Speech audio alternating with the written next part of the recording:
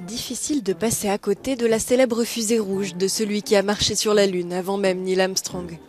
Tintin, le reporter qui a parcouru le monde et qui aujourd'hui se rend pour la première fois à Madrid pour une plongée dans son histoire depuis sa création par Hergé à la fin des années 20. L'exposition présente plus de 300 pièces originales tirées des aventures de Tintin. Tintin est si spécial. D'une part, le dessin, exceptionnel. Ce dessin hypnotique, ses couleurs uniformes, ce tracé de la ligne.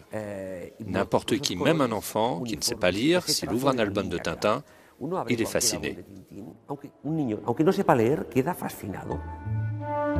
Un univers très reconnaissable avec de solides personnages, de l'intensité du capitaine Haddock à la stupidité de Dupont et Dupont, en passant par le génie excentrique du professeur Tournesol. Tout cela a contribué à faire de Tintin une des œuvres les plus reconnues du XXe siècle. Cependant, l'œuvre d'Hergé a également fait l'objet de controverses. L'exposition n'aborde pas la propagande anticommuniste évidente de Tintin au pays des soviets ou le paternalisme colonial de Tintin au Congo, une œuvre largement critiquée pour ses accents racistes et qui a failli être interdite à la vente en Belgique. Hergé a déclaré que la publication de Tintin au pays des soviets était un péché de jeunesse.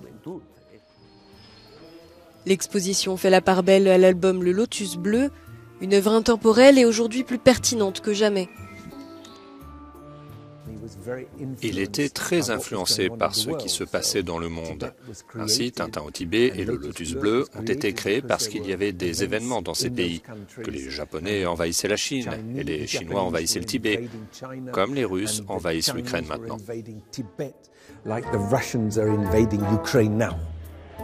L'exposition peut être découverte au Círculo de Bellas Artes de Madrid à partir de cette semaine et jusqu'au 19 février 2023.